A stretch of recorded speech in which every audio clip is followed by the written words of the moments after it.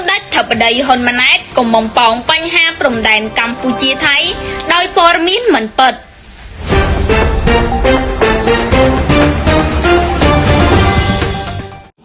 សម្ដេចមហាបវរធិបតីហ៊ុនម៉ាណែតនាយករដ្ឋមន្ត្រីនៃព្រះរាជាណាចក្រកម្ពុជា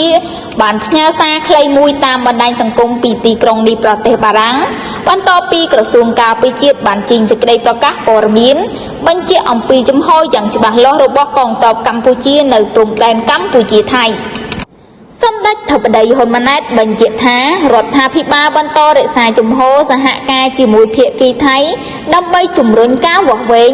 ខណ្ឌសីមានិងបោះបង្គោលព្រំដែនរវាងប្រទេសទាំងពីរដែលនៅសេសសល់ដោយប្រើប្រាស់យន្តការគណៈកម្មការព្រំដែនចម្រុះ GBC កម្ពុជាថៃ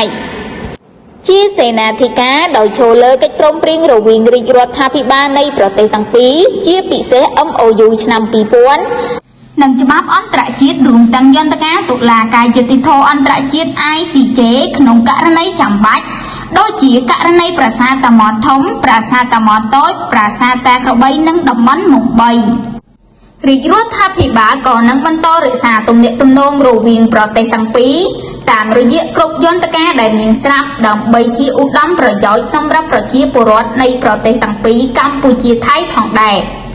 ជាមួយគ្នានេះសម្ដេចធិបតីហ៊ុនម៉ាណែតបានអំពាវនាវឲ្យបណ្ដាសារព័ត៌មាននិងប្រជាពលរដ្ឋទាំងអស់រក្សាភាពស្ងៀមស្ងាត់និងសូមជឿទុកចិត្តលើរាជរដ្ឋាភិបាលនិងកងទ័ពកម្ពុជាក្នុងការការពារបូរណភាពទឹកដីនិងឧត្តមប្រយោជន៍ជាតិខ្មែរក្រៅពីនេះសូមជៀសវាងការបង្កើតឬចែករំលែកព័ត៌មានមិនច្បាស់លាស់ណាមួយដែលនាំឲ្យមានការយល់ច្រឡំ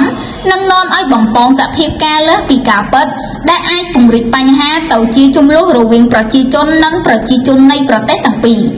សូមជម្រាបថាសម្ដេចមហាបវរធិបតីហ៊ុនម៉ាណែតបានអញ្ជើញចូលរួមសន្និសីទរបស់ UN ស្ដីពីមហាសមុទ្រលើកទី3នៅប្រទេសបារាំងរយៈពេល3ថ្ងៃចាប់ពីថ្ងៃទី9ដល់ថ្ងៃទី11ខែមិថុនា